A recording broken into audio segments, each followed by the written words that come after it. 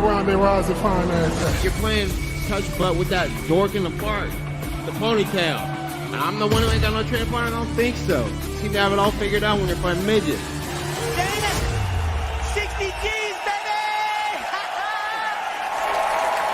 Dust of Shakedown begins right now. What's happening? Dust Up Shakedown is here. We are back with another episode, and look who we got with us today. We got Leroy back in the fucking studio. We got Yao in the studio. We got Give him the head. Dane all up in the studio.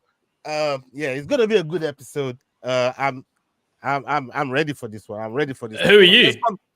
Oh, don't worry. Nobody cares about me, man. You, man, are the people that people come to see, man. You know what I mean? Nobody gives a damn about me. Hey, Black man. this is let's not start that shit. Let's save that till fucking Friday, man. You know what I mean? That shit was fucking crazy Friday, man. But yo, how you been, man? How's your day been? I've been amazing. My day has been great. Working. Looking forward to talking all things MMA. You know, I'm just especially with EFC 114 coming up tomorrow. Super excited. Good day. Yeah, we'll definitely be. You guys all look for that very one. somber. Yeah. Let's come to McDane. McDane. I've enjoyed a little bit of jingles in the background before we came on air. I learned something new about you today, man. This brother can sling a ukulele. I didn't know you could do ukulele like that. You know what I mean? Big skills, brother. Yeah, but big up yourself, man. Not as useless as he looks, eh? That's I didn't even know you had them kind of skills right there, but you learn something new every day. How's your day been, brother? It's good, mate. 12-hour shift, absolutely dragged out like a motherfucker. Scotland's cold as hell again. But we're here. We're doing the Dust Up Shakedown because Leroy is a dickhead. How is Scotland cold right now? Isn't it midsummer for you guys? Yeah, mate. Yeah, because it's like 31 here at the moment. It's melting hot. Fucking freezing, mate. It's back down to like 10 degrees today. It's cold. Oh shit! Fucking hell. Get the bite on you.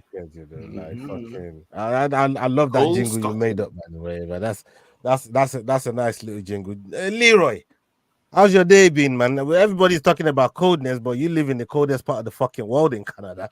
It's like 30 degrees at the moment. I'm just melting. It is fucking hot. Can you believe this shit? Nature is a motherfucker, right? Well, it just reminds me of being back home. Can't complain too much.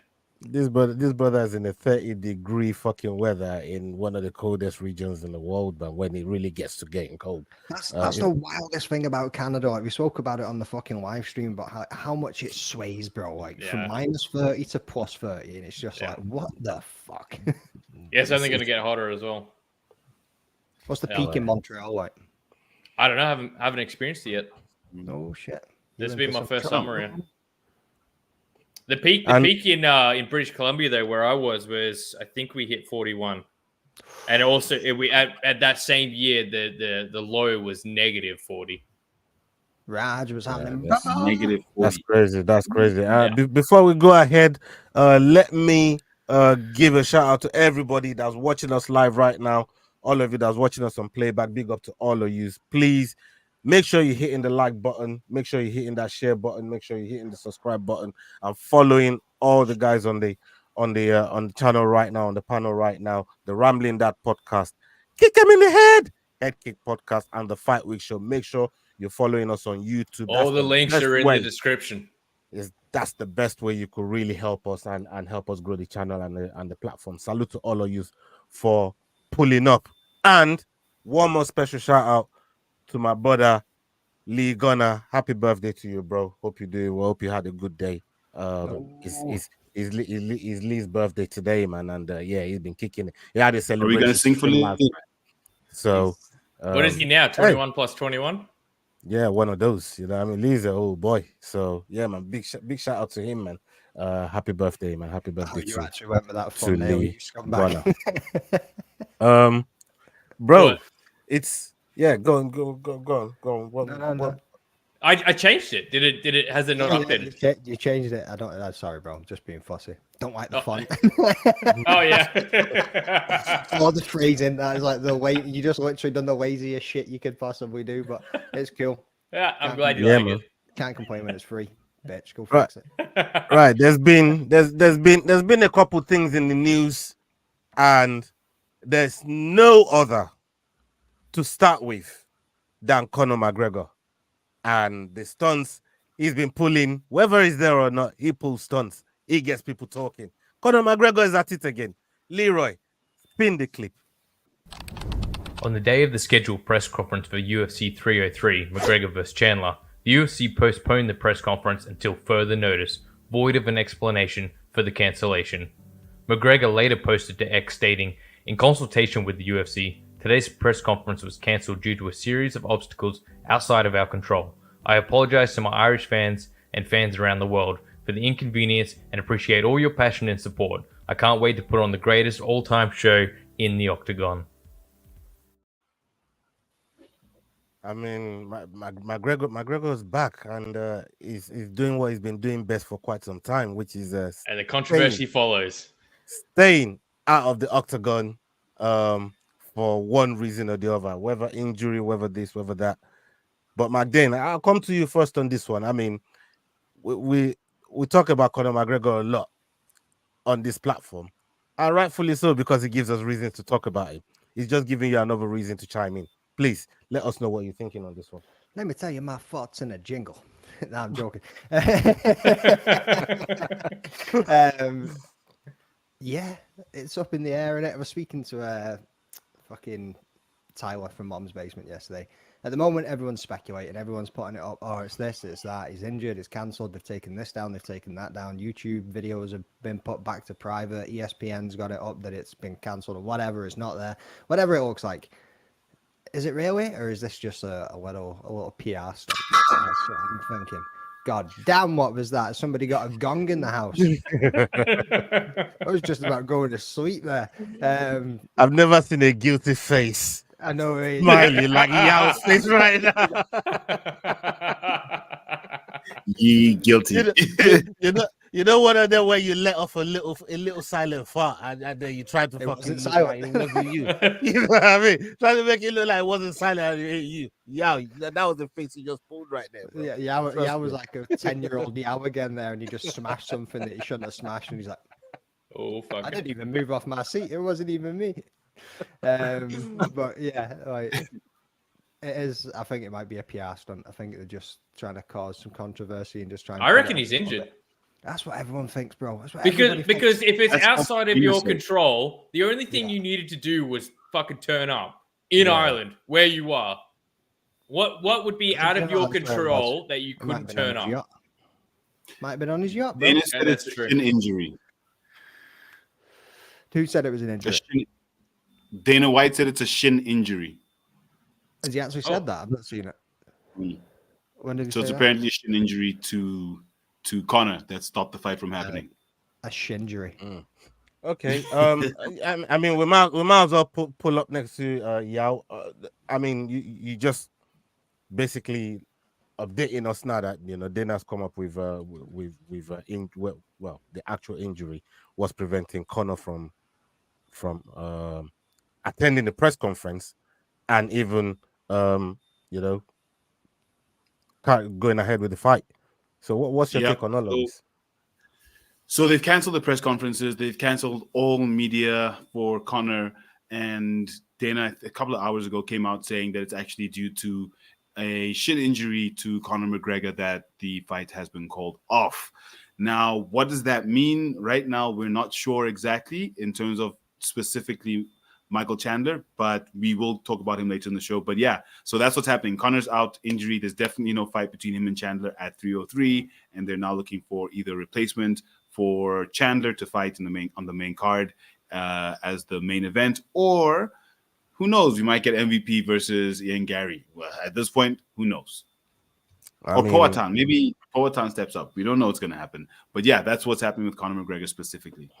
One of the reasons why I was actually looking forward to this 303 was look, I like the back and forth that went on between Chandler and Conor during the Ultimate Fighter season, and it just feels like that season hasn't reached its conclusion. Like, you want to see the conclusion of that season because they got a new one coming out between Shevchenko and Grasso. And usually when the coaches do their dance, that's what really closes down the season, right? Leroy, I mean, what do you think? So I absolutely want to. I mean, I just like watching McGregor. Every time McGregor's on a card, it doesn't matter who he's fighting, man. It's a spectacle, and everyone gets into it. It's good fun. Whether you want him to win, whether you want him to lose, it's always a good time. I was just reading here though, just an article published that Ariel Helwani's show. You know how many inside sources that guy has. He said, as of last night and as of today, this morning, early afternoon, I can tell you that there is great positivity that this fight is going forward. If you're asking me straight up to shoot with you all straight up, is Conor McGregor going to fight Michael Chandler on June 29th? My answer is yes. So, I mean, he typically knows something more than the rest of us in this space. Yeah. Like, I don't know where you've seen this yet, but honestly, I'm not saying that I don't believe you, bro, but I've not seen Dana White say shit about no shin. No, I don't believe in full stop. I think y'all's full shit. Yeah, it's full Yeah. shit. Look, I heard it on Twitter. So who knows? I was gonna say, like, for me, it's more of like Dana says a lot of things. Twitter. If you heard it on Truth Social, I don't think you can lie on Truth Social. So, had you referenced that one? Sure? Are you sure? Well, it's in the name. Yeah, it's true though, isn't it? Well, I'm looking at it now. Conor McGregor. Oh, that's June 16, 20. Oh, yeah, never mind. That's 2016. Never mind. 2016. My bad. Yeah, so this is the same controversy that we've seen a million times over. This is what I'm saying. Everybody's chatting shit until the fat man comes out and sings. I ain't believing fucking nothing. You know what I mean? Until Dana White's bald ass is the fat sitting on a video. Dana White's the fat man. Did you see the video? The picture I put up the other day. Look at my amazing transformation in a few years. Yeah, it's funny what death will do to a man, innit? When you get told you're gonna die if you don't change your fucking diet. Yeah. Like, so I don't think it was a PR stunt though, because maybe it was, but Dana was booked straight over to Ireland for the presser. I'm telling you right now. Yeah. You don't reckon he ever got on a plane or anything? Nope. Yeah, fair enough. I could see that being the case. But if McGregor is to fall out of this main event, who would you want to see step up to fight Chandler? Diego Lopes, just absolutely fucking shred him. Lopez. You reckon? Yeah, why not? Fuck it. Dude's an absolute animal. He's good, but I mean, yeah. Chandler likes to come out. I don't know if he's got the name value to replace a Conor McGregor. I'd like a Do Bronx versus Chandler rematch. You know what I mean? That's yeah. You know, Do Bronx caught him, but could Chandler have done more in that fight? Because that fight never really got started. He still reminds me of the, Conor McGregor Aldo. Like, not a lot went on in that fight before Oliveira caught him. So could Chandler have done more? Maybe a rematch between him and Oliveira makes sense. They're big names, and they could definitely save the 303. Everybody would sign up to see that. I do know another name who's put there. Some people are going to be pissed with the 20 million that they've made on the gates and not be getting McGregor and Chandler, though. Do you reckon some people? Oh yeah, of course. Give me a They're definitely not going to make McGregor money, but they're big names enough to save the card. You go into the comment section on the UFC post saying that the press conference was postponed, and it is nothing but venom. Like, people are pissed that they canceled the press conference. Yeah. Do you reckon they have to pay Chandler? Like, they've still got to give him the bucks that were meant to be giving him. Like, I mean, this guy's waited for fucking ages for this fight, bro. For it to get called, if it is getting called, to get called in 3 weeks' notice. He was still in his early 30s. Sorry, yeah, his mid 30s when they started looking at the fight. Now he's in his late 30s. So yeah, he's waited a long time. Yeah, I thought you were gonna say now he's in his early 50s waiting on this motherfucking fight. McGregor. If he waits any longer, he'll have Jake Paul calling him out. Yeah. Although the one other person who has spoken out is Jake Paul, saying that he knows something that he's not going to be saying right now, but they're all full of shit and they just need to get their shit together and get it done. So that's one thing that Jake Paul said about this as well, is that there's something happening that we don't quite know about. Yeah. Well, I'm not a big fan of Jake Paul. I tend to take everything he says with a grain of salt. I wouldn't even take it with a grain of salt. I just fucking ignore it. Straight up. Oh, you guys are on me tonight. It's the hat, bro. It's giving off some funky vibe. Like it's spreading. No, yeah. But he's quoting Dana from 2016. Y'all's a baldy, man. And if the head's catching cold, man, keep your head warm, man. You know what I mean? I'm glad I made you go and fact check that shit because we were like sitting here, you know what I mean, spreading fake news. No, you don't know how much research I've done, and I'm like, I didn't come across that once. Yeah, I've looked at it, and I'm like, nope, ain't seen How? Like, where the hell did I see it then? That's so crazy. South Africa. No, someone would have been recycling old shit. For sure. Behind. Someone would have been recycling old shit for the clicks. Yeah, 100%. Fair enough. That's what's doing, Eden. Everybody's just jumping on the it could be this, it could be that bullshit. But this is half the fun of a build up to a McGregor fight. It's just an absolute shit show. It's not fucking. I mean, look, I still hope, like, there's some hope that this fight actually takes place. You know what I mean? Because I still, like I said, I still feel like I'm missing the conclusion to the last Ultimate Fighter when they're about to premiere a new one. So yeah, how's Aldo back in there? Give him that rematch, please. That's what I want to see. You know what I mean? Give him that rematch. We have over 100 people watching right now. If you're watching on other platforms, please, to help the guys out, make sure you're coming over to YouTube. Come over to YouTube, people, and you will be helping them out with watch hours and all the good stuff that, you know, the algorithm is supposed to help us with. So make sure you're going to the Rambling That podcast, you're going to the Head Kick podcast, and you're coming to the Fight Week show. Make sure you're going to the YouTube pages and helping us out with the views over there. So big up to all of you. Thank you for stopping by. Leroy, we're talking about replacements. Spin the clip. During a recent interview with Submission Radio, Alexander Volkanovski was asked whether he'd consider a short notice fight in the main event spot at UFC 303. The Australian outlined plans to take a break following a second straight knockout loss earlier this year. But with Volkanovski appearing to be getting the itch to compete again, he didn't shut down the possibility of saving the day, as he did in Abu Dhabi last October. How tempting is that? I know October is when you want to come back, but International Fight Week main event, you and Michael Chandler potentially. I mean, something like that, yes. Or you, I suppose, maybe someone else. Mate, like, I reckon, 100%. You know, I'll be... is it the Chandler fight for you, or is it... I mean, just as long as it's a big fight, you know what I mean? As long as it's a big fight, I wouldn't just take any fight, you know, because, like you said, that's a big deal. Save the day as well. I know. I feel like I love just saving the day as well. I'm just that good of a guy. I might have to save the day. I'll save the day. Yeah. So, but obviously get paid well for it as well. But you never know. This guy. Look, soon as 302 was done, I mean. Soon as the fight was done, we saw Dustin lose.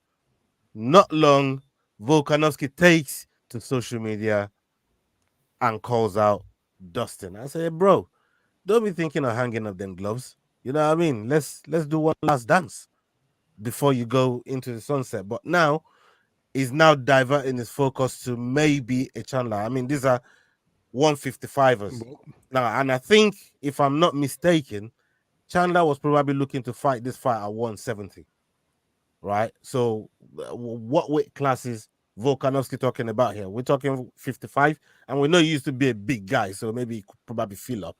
How quick can he fill up? For me, I don't know if Chandler will come all the way down to 55 for the set date when he's probably already preparing to do the fight at 170. Yao, I don't know what you think. Give us your take on Volkanovski looking at potentially eyeballing Chandler to save the card. I come from a land down under. Since we're singing tunes today, where's the ukulele, McDane?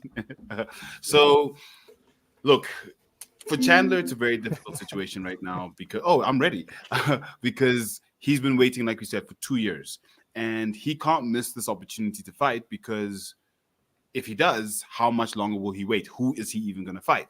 Now we've got Volkanovski coming and saying that he might want to come in and replace Conor McGregor. We know Volkanovski loves to fight, but 303 is at the end of June. We saw what happened to him against Islam Makhachev coming in at about 2 weeks' notice or so.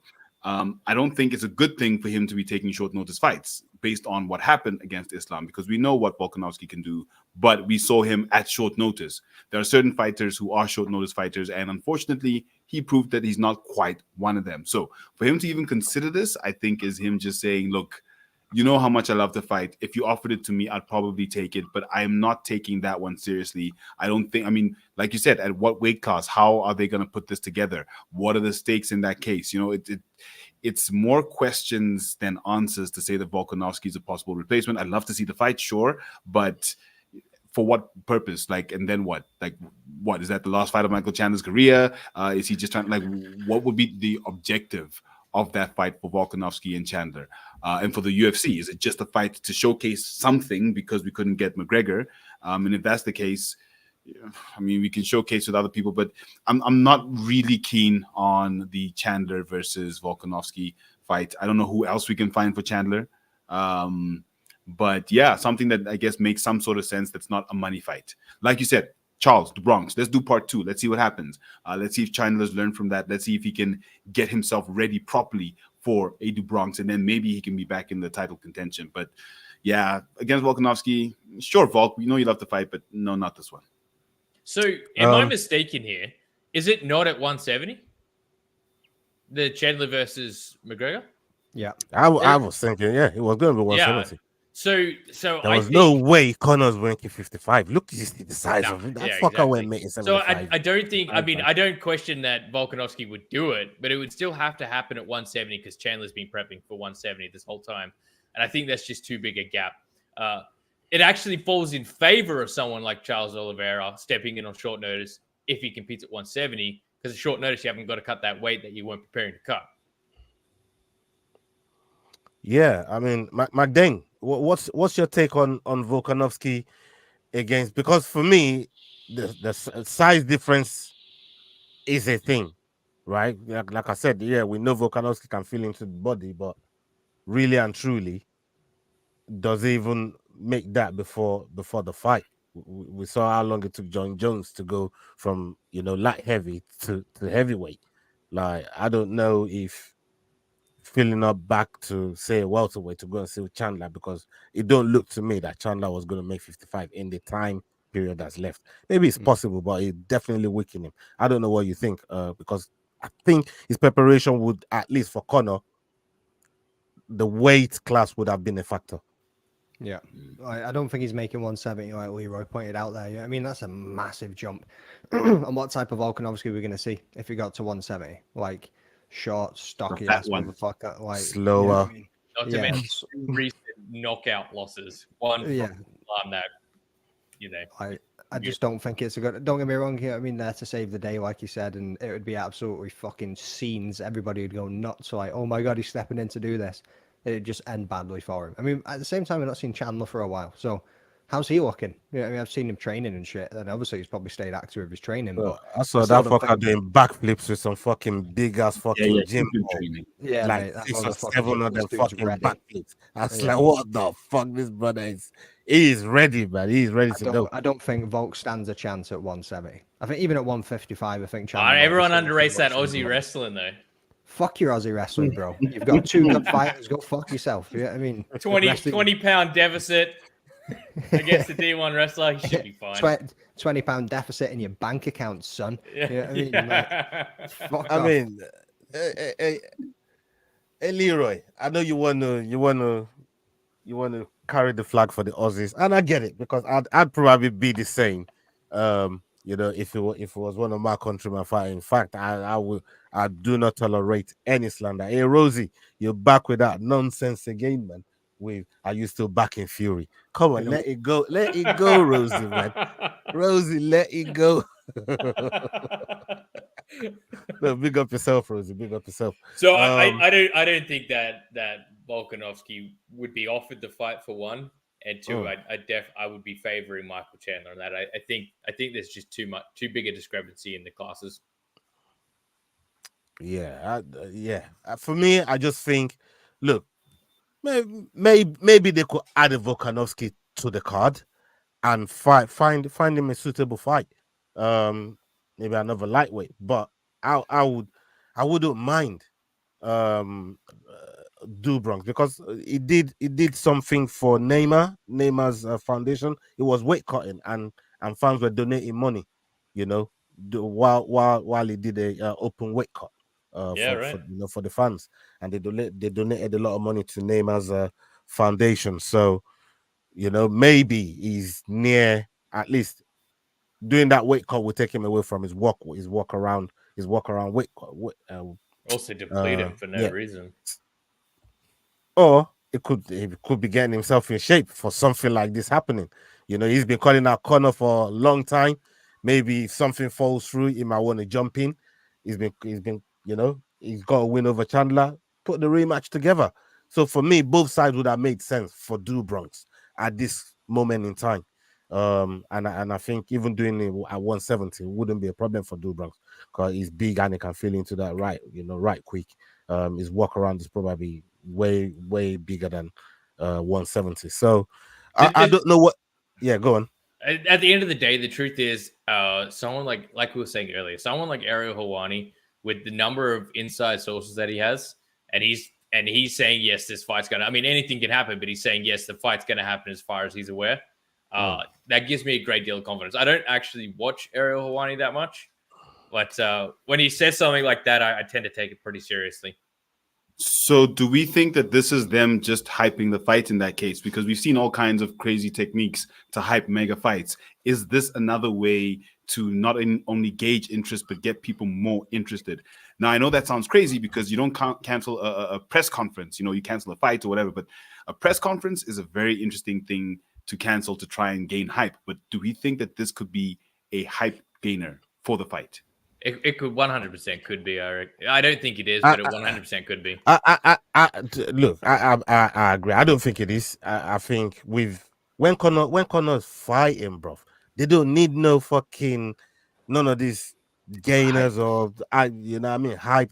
Like that does that for himself. It's already a well-oiled machine, ready to go whenever Conor. And like I said, forget the fight. I'm looking the best part of the whole thing is what they fucking canceled the other day, and I was pissed off because I was looking forward to it. You know what I mean? So, look, it is what it is. Fucked up my Monday. Yeah, these things happen, man. But I was looking forward to that, man. And that would have been the best part of the whole fucking the whole build up. And Conor just brings that, anyways. So for me, if Conor's fighting, the build-up is a given. The hype's going to be there. They're going to sell out.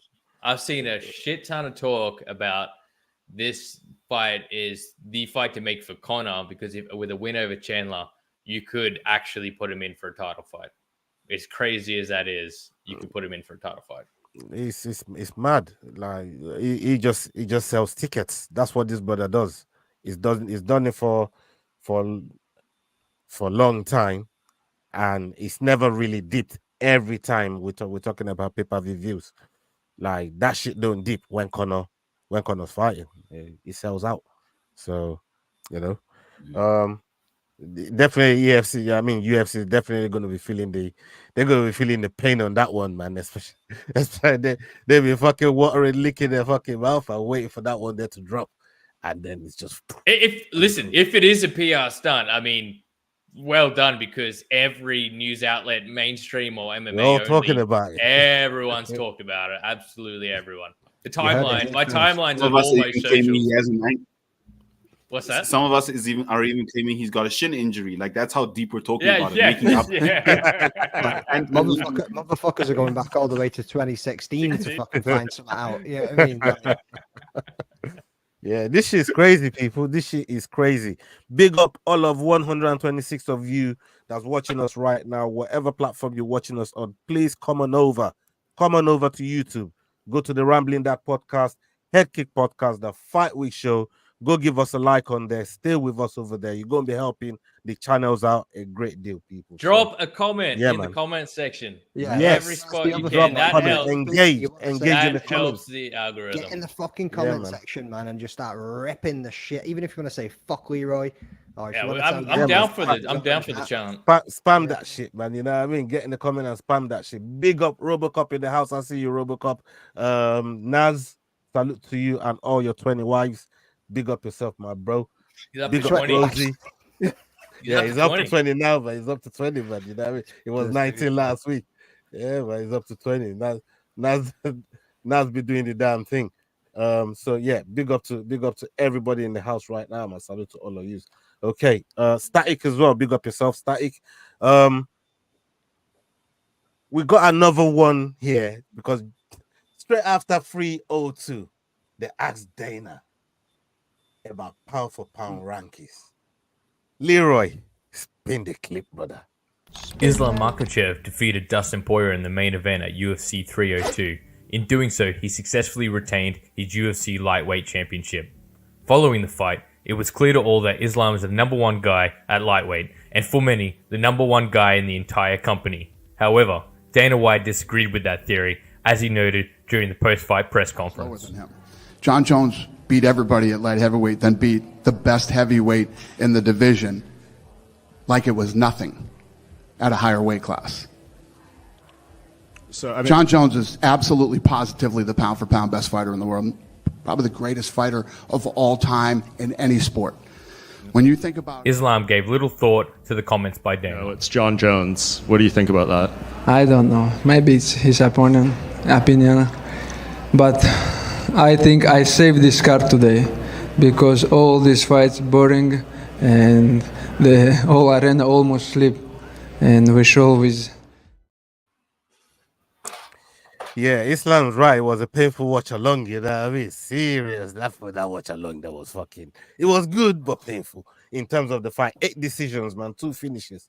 And it was painful for McDane because he thought he was going to get on the table with, man. He thought he was going to get next to the table, man. But he fell one fight shot, one fight. And I leave another day at the top of the table. One more week, but I'm on top of the table. I've told you a million times, bro. What goes up must come down. Your time will come, son. Your time will come. You'll be eating the scraps that I'm dropping. Hey, listen, I'm just cussing the card. Let me cuss that card in peace, bro. Mate. Let me cuss that card in peace. Card all around. Look, let's come to you back then. Actually, since it's for the card was successful. Islam says it saved the card. He's happy he got double bonuses, just like Holloway did the other day or the other week. And calling John Jones pound for pound, he's resenting it a little bit. What's your take on it? Considering you got the pound for the quote unquote from Dana's pound for pound gloves in your house right now, but you know what I mean? Like, I do, yes, mate. you do. I mean, I could go. Let's get that in. Let's get that in. You know what I mean? I would refer Dana to his own company's website that says that Islam Makhachev is number 1 in the pound for pound top ranked division, and then John Jones is number 2, and then tell him to shut his mouth. Shut your mouth.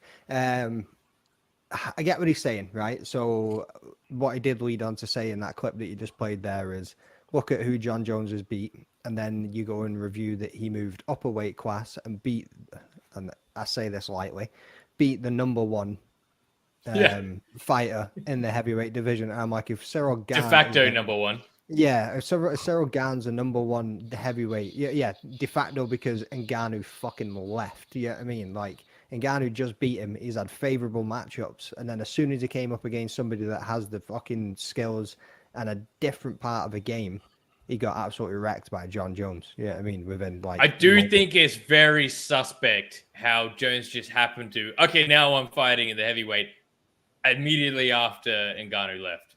Yeah, 2 years making that transition, and then bam, okay, I'm ready now.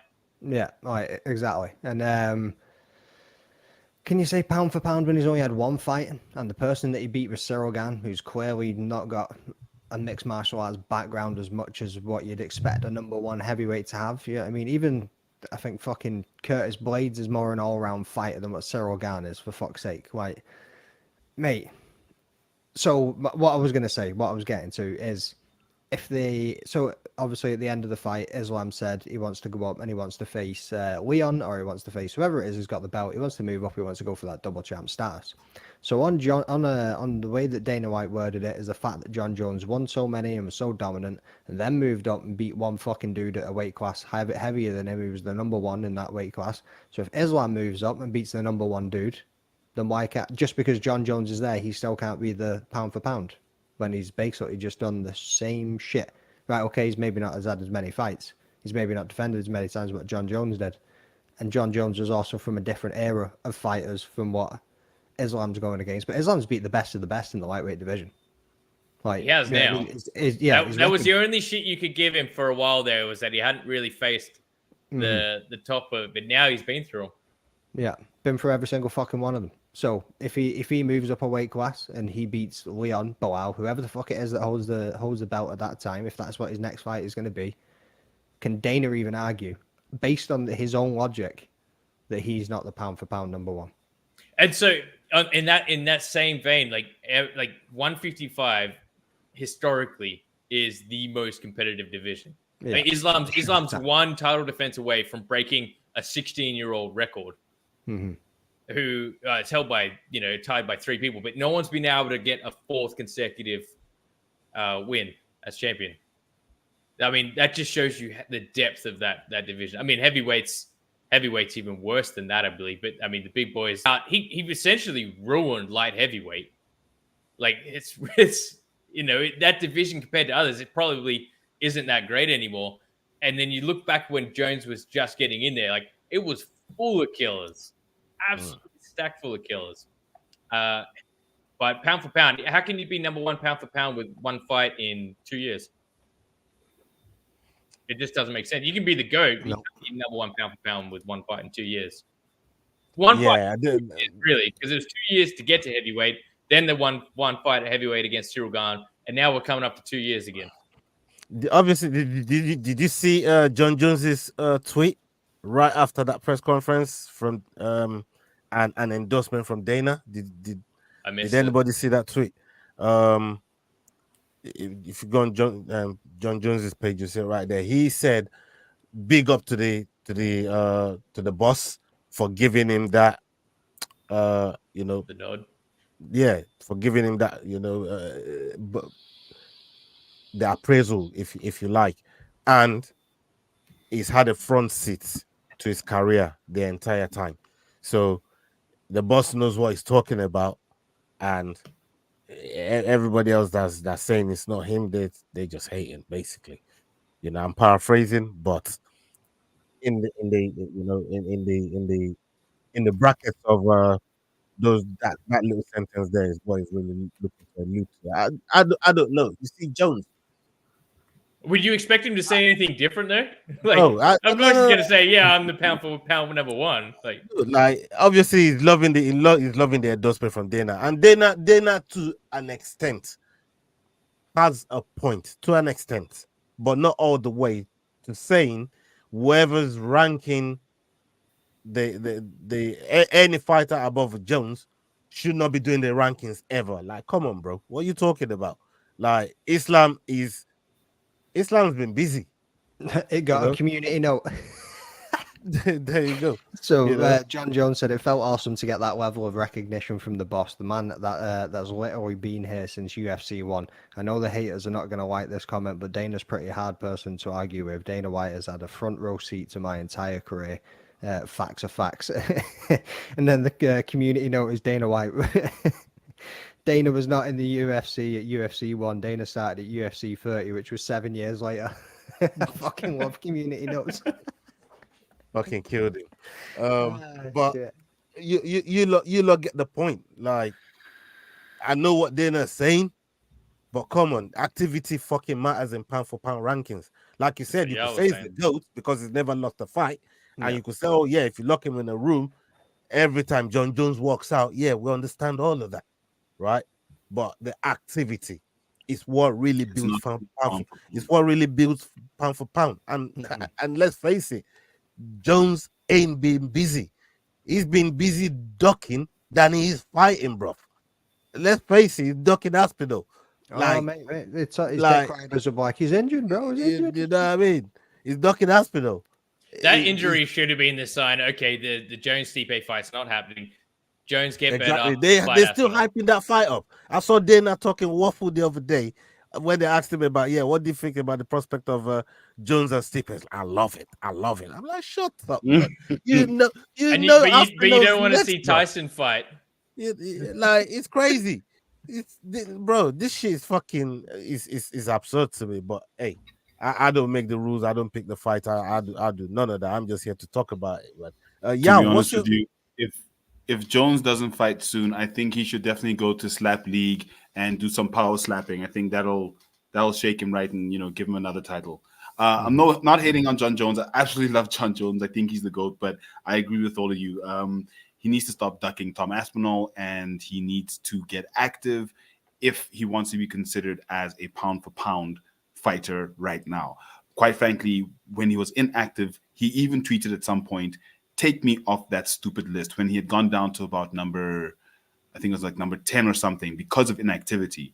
So in my opinion, he should have the same energy right now. If you're inactive, you should be dropping and then complaining about it, not being up there and saying, yeah, I should, because the boss says that I've got, look, if you go into a room with me, I will win 9 times out of 10. I will, but that's still not being active in terms of the pound for pound list. So I say you should go do some slap league in the meantime, maybe some bare knuckle, and then come back. I don't know.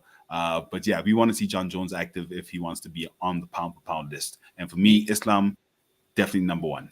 The only reason that this is a thing to begin with is because everyone's paying homage to what Jones has done in the history, like his record. Like everyone's looking at what he's done. That's the pound for pound is about activity. Got to be active. Got to be active, man. And Islam's been working. So I don't know. I don't even know how that's even an argument, man. You know what I mean? And that's what Dana kept repeating as well. Well, if you consider what pound for pound's all about, all right, Dana, what's pound for pound all about? Yeah, you know what I mean? You keep saying it, but you won't say it. It's the same. It's the same shit though. Like when Conor first started becoming inactive back in 2015 or 2016, whatever it was, and he was still way up in the rankings. And you're like, why the fuck is this cunt in the rankings? This makes no sense. He hasn't fought in forever. But I think it's also about that name value. 100%. Yeah, it's all crazy, man. But look, when we eventually see John Jones fight again, everybody else that keeps fighting can't get put on that pound for pound top of the list, because Jones is the best and will walk out of any room that you put it in with another fighter or another man. That's what Jones is pound for pound for. Fucking hell, man. That shit makes no sense. That shit is jokes, bro. Getting the fucking. Say he's the greatest of all time. Nobody's arguing. Yeah. Nobody's really arguing that. Yeah, but pound for pound is a whole different. It's a whole different. It's just a whole different thing, man. There's few names that you could even say across any sport. You could start to that's how impressive what he's done is. But pound for pound, that ain't it. Yeah, makes no sense. We end up coming back on PEDs. Anyway, I'll be back in a second. Yeah, sure. Well, talking about PEDs, Ryan Garcia, Leroy, spin the tape, brother. Garcia tested positive for the banned substance Osterin in urine tests the day before his victory over Haney and immediately post-fight. The 25-year-old was quick to plead his innocence and requested for his B sample to be tested. A month on, however, the results of that have not put Garcia in the clear. Per boxing reporter Dan Rafael, who was the first to reveal news of Garcia's failed test last month, Garcia's B samples also tested positive for Osterin. Garcia was quick to react on social media, claiming he was set up by Devin Haney and his team. Supposedly I'm clean the whole way through. The last literal moment I supposedly took steroids. I'm not that much of a fucking idiot, first of all. These motherfuckers set it up. How they have this excuse already built in? His fucking brother was like, oh, he's gonna test positive for PEDs. Bruh. How the fuck would you know that? They trying to play me, try to take my victory. I never took Server's life, never would. These motherfuckers are clowns. He just claimed I don't want no rematch. So, bro, that boy's wild, man. I mean, Garcia. I mean, look, King Rai. He does what he does. Everybody knows him. I came back on stream and said, boy, he played every single boy. He played us. He played all of us. Yo, is King Rai still playing us? By trying to stick it on fucking Haney? Is he still playing us? Talk to me, yo. At this point, it's excuses. Unfortunately, you get your A sample tested, it's positive. You get your B sample tested, it's positive. I mean, if it walks like a duck, it quacks like a duck. I mean, quack, quack, it's a duck. So I don't think at this point it's playing games. At this point, it's tantamount to making excuses for whatever reason there is that there was a negative test or positive test in his sample. So, you know, he's King Rai, and with everything we saw before the fight, I think he's trying to say, listen, I'm not as crazy as I was, or you thought I was. I was really trying to win that fight. It just didn't happen. But now suddenly there's banned substances in his urine. So I don't know what's going on with him. Let's hope he just sits down and keeps quiet for some time, because I think that's what he needs to do, just to compose himself, because now he's becoming erratic, and that we don't like. So you follow his social media, man. Like, it's just one post after another of whatever's going through his head at the time. By the looks of things, like he really just posts whatever's happening. He's using social media like we did when Facebook first hit the scene. You know, you really just posted whatever was in your head. You've just described both Donald Trump and Elon Musk. Yeah, so in theory, there's nothing wrong with that. Yeah. But I mean, even him and his team are blaming raspberry lemonade supplements and Haney's team and people from New York Athletic Commission having a hand in it, because one of Haney's team members is a part of the New York Athletic Commission. Denying every accusation. Is this the Donald Trump's playbook where you just deny it and eventually it fucks off until you get a conviction? When you say, you know, deny until it fucks off, this is not one of those that just fucks off because you knocked somebody out in the process in a fucking boxing fight where that said thing is supposed to be illegal. Right? And I think that Haney might actually be changed after that fight. The confidence could be lost. There's a number of nuances. He's currently banned by New York Athletic Commission indefinitely. I'm sure that'll eventually get cleared up, like most of the indefinite bans do. It's pretty concerning. If he did cheat, I mean, that's lifetime ban kind of stuff. And I think the bigger issue here is the fact that Garcia is blaming Haney and his team for a positive test. That, I mean, two makes positive no sense. Tests. Two positive tests, which I think is really where the problem with what Ryan's doing is that now he's not just not taking accountability. He's now trying to pull Haney into this nonsense that he pulled him into in the first place and trying to keep him there. And I think that's not okay. That's definitely not okay. Like, let Haney go. Let him go on to his next fight. Let him recover from whatever happened in that fight, that loss, whether Ryan was overweight or was on PEDs. Let him recover. Let him go and come back better. But still throwing him in and saying that he and his team set him up. I mean, come on, man. Yeah. No. McDane, I mean, you was in the back earlier on while we're talking about Garcia, and Garcia is out here trying to say Haney and his team and his brother, they all set him up, and they're trying to make him out to be a drug cheat. He never cheated, all this other shit. What's your take on? Because I'm still looking at it as, is this brother still playing us? Because I felt like he played us throughout the whole build up of that fight, and that's what he's supposed to do. As you know, when you're trying to sell the fight, doing the press conference, doing a whole bunch of craziness on social media, claiming mental health and talking about Illuminati, this, that, and the other, talking some crazy shit he was talking about, and then all of a sudden he goes in there and knocks out Haney. And people thinking, whoa, what happened to this crazy motherfucker that we saw before the fight? It turns out he's on PEDs. Now, he's now saying they set him up. Like, what's your take on all of this? The whole thing. You still on mute with your ukulele. He was frozen. Bam, bam, bam. I believe him, mate. 100% wholeheartedly believe him. He was set up. It's a ruse, the entire thing. You know what? You know what, though? I'm actually a massive fan of Ryan Garcia, and I want to believe him. I really want to believe him. I called it before. Well, I never called it. You know what I mean? I just tweeted about it and just said, he's fucking failed the drug test. He's fucking acting like an absolute psycho, drinking beer on the stage. Turned out to be apple juice or whatever the fuck it was.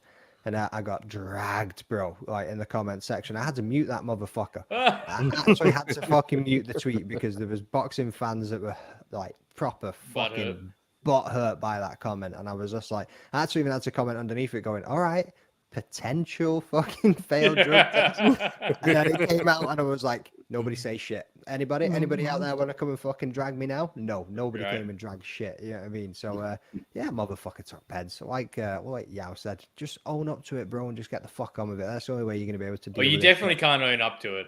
That'll be lifetime. Well, you think you should do a Dilly show? You think you should do a TJ Dilly show? The amount of money that man brings in, the amount of fucking pay-per-views that it gets sold, you think him admitting that he took PEDs is going to be career suicide? Well, I remember get sued by Haney. I remember TJ. He messed literally with on purpose. The snake. He literally put the news out before the news came out, just to get in front of it. Like, people were wondering, hold on, we ain't even got the result yet. Why are you telling us you're on PEDs? He didn't say anything. He just said I'm vacating. Like, Then it came out just before the results came out. I said, yeah, I took, you know what I mean? He was on juice, and that's what fucked him up during the. I still haven't trying to fight Triple C, bend the knee, brother. You know what I mean? I still haven't forgiven him for that. What's wrong with him? What prices we're talking about, Rosie? I could be interested in a timeshare in the Bermuda Triangle. Can I send Leroy first to check out the crib? I'm from Australia, man. Bermuda Triangle ain't got fuck all on me. And listen, do you people still what? Is this Bermuda Triangle thing? Is it a real? Is it a real thing? I thought it was a myth, you know, like some big conspiracy. It's bullshit. It's bullshit. Yeti fucking myth. I'm not gonna lie, right? You hear about it all your life, but I've never walked into the motherfucker. Right, so I can't comment or speculate. I certainly have, and I can guarantee it's all bullshit. You're a flat earther, though, so nobody cares. Flat earth. This is what I'm talking about. Just before we sign up, people, salutes to every single one of you that stay with us.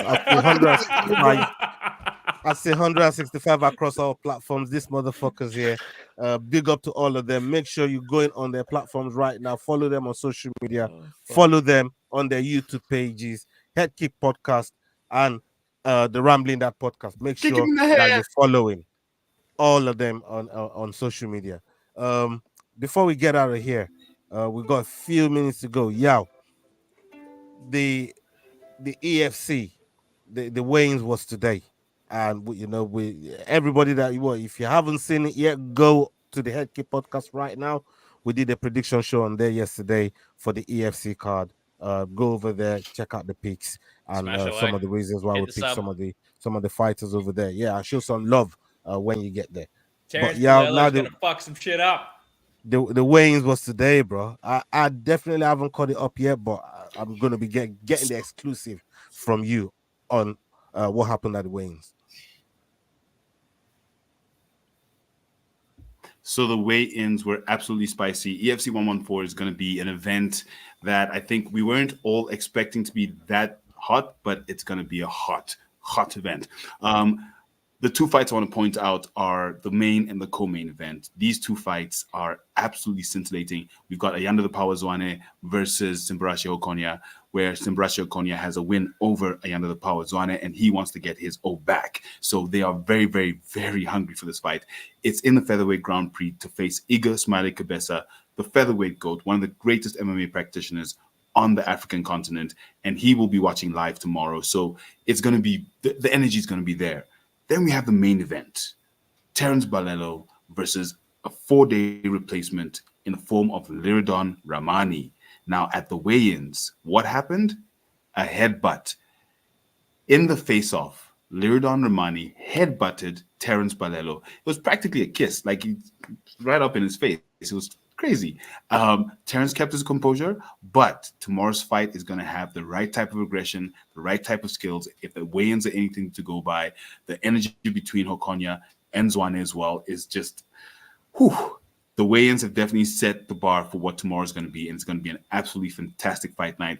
Everyone listening, don't forget you must tune in, efcworldwide.com. We'll be also live streaming, broadcasting from the event on our Instagram and our YouTube. Yeah, I'll be watching. On Ayanda, in the co-main, he lost. That was his first professional bout, and he's been four fight win streak since. Yep. I mean, he just had the pro jitters. It's not uncommon for fighters to lose their pro debut. I wouldn't put too much weight on it. I see a trilogy written all over this, man. Like, yeah, it'd be a good trilogy. Yeah. I see a trilogy written all over this, man. They can build each other. McDane, what are you expecting from at least some couple of the fighters that you know is performing on the main card tomorrow at EFC 114? Mate, after seeing Terence get headbutted today, I think he's actually going to come out and smash this motherfucker. Like, he was so cool and calm with it too. Like, after the dude went to headbutt him, he was just like, yeah, whatever. I was expecting a reaction, but we know what the Big Boss Balelo was all about. You know what I mean? He stayed chilled, man. Like, chilled as a fucking cucumber, and he was just like, cool, we'll settle this in the cage. You know what I mean? Is it the hexagon they call it? So yeah, I'm looking forward to that. And Ayanda the Power, mate. Can't wait to see this, bro. Top bloke as well. Get in there. Yeah, mate. He's honestly like so polite and soft spoken, and like I said to him in that stream too, like he's so self-aware, and I'm just, mate, can't wait to see those two. They're the two fights I'm looking forward to the most. Yeah. Sorry to jump in. What is Rosie on about? 120K to no offers. Send your ass to the Bermuda Triangle for 60K. Everybody want to chip in? Ola? Yeah. How much of that do I get? I got 6 pence. Do I get the 60K? No, I got 6 pence somewhere, man. 6 pence, man. She puts you on a plane, and we never have to see you again. You don't reckon I'd be setting up a stream in the Bermuda Triangle? Bro, you're fucking fired. That I would pay to see that one day. You know what I mean? I would super chat to definitely see that one, man. Yeah, mate. No joke thing. Yo, big up to everybody that stayed with us. 170 of you in the house today. Salute to you. Make sure, like I said, you're jumping over to our YouTube channels, the Rambling That Podcast, the Head Kick Podcast, and the Fight Week Show. Make sure you're going over there. Drop a like, drop a comment on the video. And if you're watching on playback as well, make sure you're dropping a like as you come in. And people, we've got the prediction show coming up on Friday. By that time, we would have the result of EFC 114. I'll probably talk about it. But on our next Dust Up Shakedown video, we're going to be talking about that fully. Just let me pull this up real quick. Yeah, please. Ooh. Come this weekend, the king is back, motherfucker. That's 140 to Ola, 139 to McDane. I mean, still only it's neck and neck. I'm surprised how well. No. Yeah, hey, listen. Do not take my 1 point victory. Do you know how much work you have to do to get a point victory on this fucking competition? Do not even try and diminish my 1 point lead about his neck and neck. It ain't neck and neck, bro. It's not neck and neck. I'm not fucking having it. You are not fucking. No, it's not neck and neck, man. It's lonely at the top. It's lonely at the top. There's this high pitched noise I can hear right now. It's making it really hard to hear what you're saying. That 1 point is precious, bro. That 1 point is precious. I am not having it, man. That 1 point is fucking precious. Are you finished? You're gonna pick your dummy up? Yeah, I'm done. Yeah, yeah, I'm done. I love you, bro. Yeah, Leroy, go and pull up the points week on week, just for last week's though. Nobody gives a fuck, bro. No, last event's points. No. How many did you get there? No. How many did I get? 9. So 1 point. That's what I'm saying, bro. 1 point is fucking precious, is what you were saying right there. Yeah. Whoa. Man had his minute. Man had 2 minutes. You can shut the fuck up. Right. So, has anybody noticed? Right, I was doing my own little prediction show before doing the Friday prediction show, and then I kind of thought to myself, why am I doing 2 prediction shows a week? I can just stick to the live one, and then I can try and focus on some other content rather than doing that. So, since doing that, I don't think you've beaten me week on week. This motherfucker was watching my prediction show, taking down notes, coming rocking up on a Friday, and dropping my man's picks. You know what I mean? Like, that's exactly what was happening. And so I could prove that's not the case if you want, but yeah. Shut up, Leroy. Let me have my fucking minute.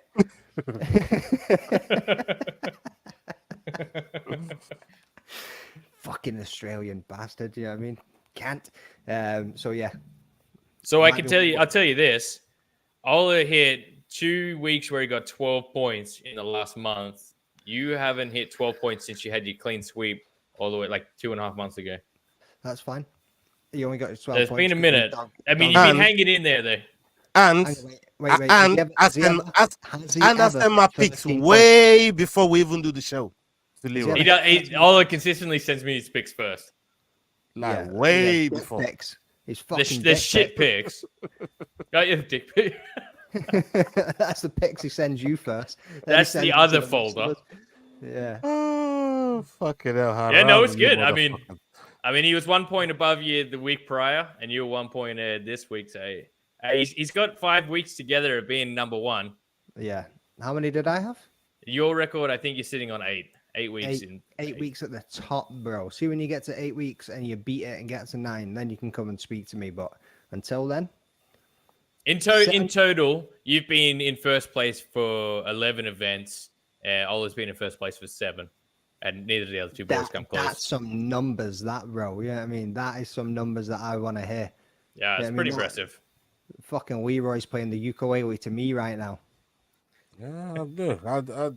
I'm just trying to stave off you motherfuckers, man, because I know you man are hunting top spot, but I'm trying to hold on to top spot. And who knows? I might get to hold on to it for another week with this upcoming card. So yeah. That's what I'll be dropping the blank fight card tomorrow on Twitter as well. Or X. Yeah, all man. right. Yeah, man. That will be awesome. Rosie says, where did you get your orange beanie, Mr. Yao? You like it, Rosie? Thank you. I got some flack for it at the beginning of the show. Yeah, man. No. The only flack that you got was quoting 2016 Dana White. Yeah. Yeah, shit. Hashtag shin injury. Jesus Christ. Yeah. Injury. Hashtag injury. Man said, where did I even find that? Yeah, that was embarrassing. And I checked the date and like, he's like, where did I even fucking find that? Fucking hell. It's like, I got a golden piece of information right here. It's only 8 years out of date. Oh, piece of candy. Oh, piece of candy. Like, wait, I haven't heard that anywhere. I'm like, yeah. All right, boys. Crazy. Anyways, let's wrap this up. Salute to everybody that's watching us. Big up yourself. Make sure you pull it back up. Friday, we got the prediction show. Wednesday, we're back with the Dust Up Shakedown, and we're going to be giving you all the current events that's been going on in MMA and combat sports industry. So, people, and if you'll make enough noise, McDane will make a live stream as well for Saturday. I might do. You going to be joining me? I might do. Ooh, saucy. Bring the ukulele.